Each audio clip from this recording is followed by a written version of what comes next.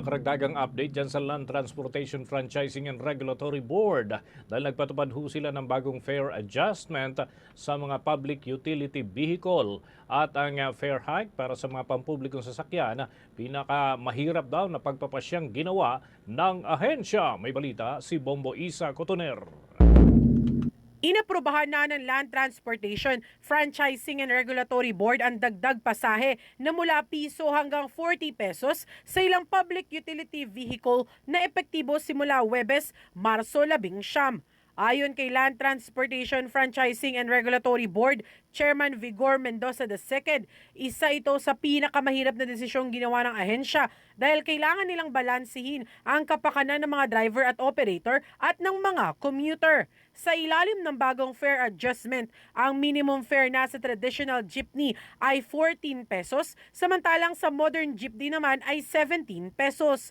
Pagdating naman sa metro buses, 15 pesos na ang minimum fare sa ordinary bus at 18 pesos sa air-conditioned bus. Sa provincial bus ay may dagdag na piso sa unang 5 kilometers sa ordinary bus at karagdagang singil kada kilometro depende sa uri ng bus. Samantala, sa Transportation Network Vehicle Services o TNVS ay may dagdag na 20 pesos sa base fare. Ang mga airport taxi ay may dagdag na 40 pesos rin, habang 15% naman ang taas pasahe sa point-to-point o P2P buses. Makikita nyo sa screen mga kabombo at ka-Star Nation ang kumpletong detalye ng taas pasahe. Ayon sa ahensya, kabilang sa mga dahilan ng fare hike ang pagtaas ng presyo ng krudo, spare parts, maintenance cost at sahod ng mga manggagawa, pati na ang epekto ng kaguluhan sa Middle East sa presyo ng langis. We considered, of course, fuel price. No? Ang kinonsider namin fuel price dito ranges from 75 to 80 pesos per liter. This was, I think, last week's prices. We also factored in the increase in spare parts costs na mga 14% upwards climb. But again, these numbers would have to be revalidated later on. Ang average increase ng spare parts and other maintenance costs is 14%.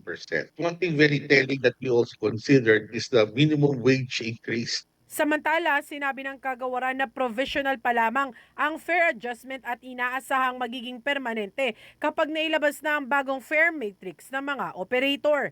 Ipinaliwanag ni Mendoza na hindi dapat maliitin ang fare hike dahil isinasaalang-alang din ng Land Transportation Franchising and Regulatory Board ang kakayahan ng publiko na magbayad, lalo na't nasa 19% lamang ang itinaas ng sahod sa nakalipas na mga taon. Dagdag pa niya na naniniwala siya na bagaman may binibigay ng ayuda at fuel subsidy ang pamahalaan para sa mga driver, kailangan pa rin ang pagtaas ng pamasahe upang matiyak ang sustainability ng kanilang hanap buhay.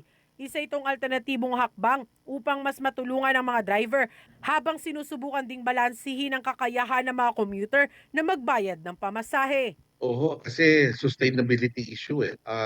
This is the other alternative, no? Meron po tayong ayuda na binibigay ho natin ngayon. No? This is a whole of government approach. Binibigyan natin ayuda, may subsidy tayo ilalabas. No? Sana po alam natin, bukas makalawa tapos na to. Eh. But it's something all of us are not sure how long this will take. So that adds to the complication of the problem. But it's a whole of government approach. If we can bring down other cost centers, we're working on the excise tax being reviewed. No? The toll fees are being also brought down. No?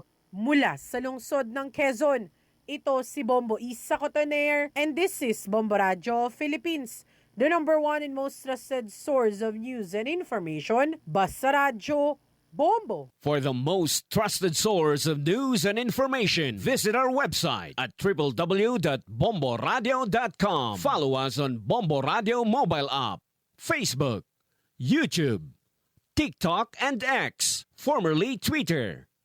Like, share, and stay connected. Anytime, anywhere.